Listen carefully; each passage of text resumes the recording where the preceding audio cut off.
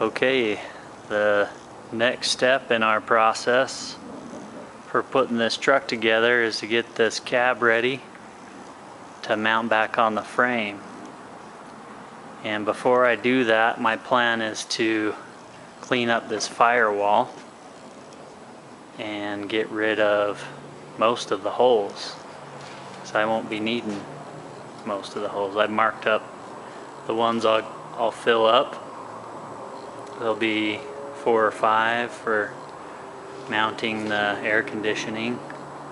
There'll be a few for the brake master cylinder, and I'm going to try and hide the wiring hole. We won't need all the holes for the pedals. We're doing those different, S10 style.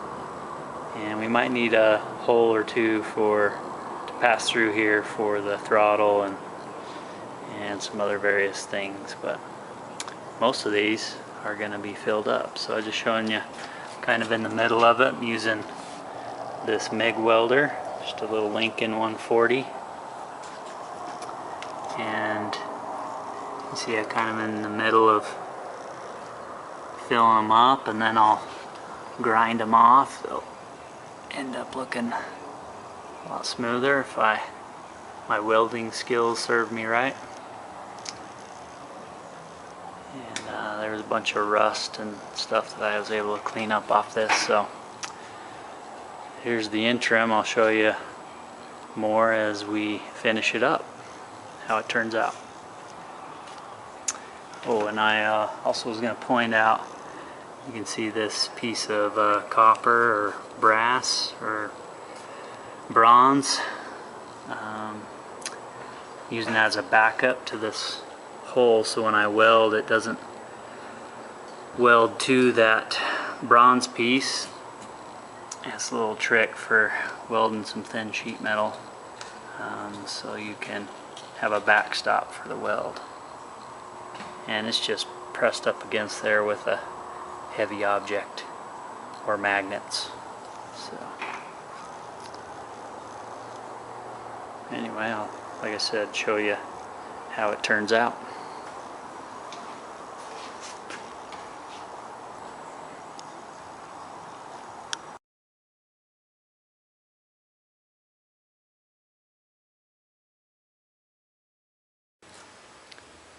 Hey y'all, welcome back to Tio's Garage, where we're working on our favorite shop truck, this 53 Chevy. And I wanted to give an update quickly about the cab, where I plan to freshen up the firewall. When you lift the hood, you'll see all new components in the motor and front end and frame. So wanted the firewall to look good, and I also wanted to freshen up the interior, so it'll have a fresh coat of paint on the dash there, and the trim, of course, and then in the headliner area at the back, it's going to have all fresh interior on the seat and door panels. So first off, had to strip this cab all down, pulled the doors off and shot those as well, since the lower half is exposed metal. It looks pretty cool for an old-fashioned truck. You can see I tore all the gauges and wiring and glove box panels off. Welded up all the holes in the firewall that I wasn't going to need, and only left those that I is using. So there's a hole for the brake booster and the steering column, and then also the AC unit will plug in there, and there's a couple of holes there that are going to be used to attach that. I'm really happy with how it turned out. Got some good help from my brother, who's a master painter. We sanded that all down with 320 grit paper and to get it all prepped. And we shot a primer, and we shot a sealer, and then the color, that's a single stage black from a local paint supplier.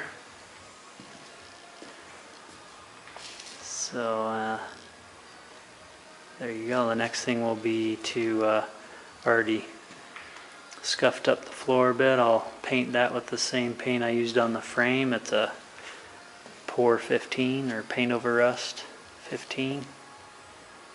And also underneath, I'll paint underneath as well. So probably can't see that too well, but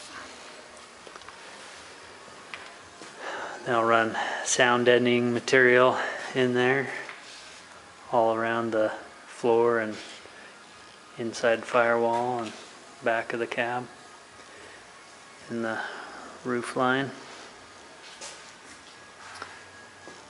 Yeah, took out all the trim and shot that as well. Kind of put most of it back in place. I had taken the hinges off as well, and we shot those separately. So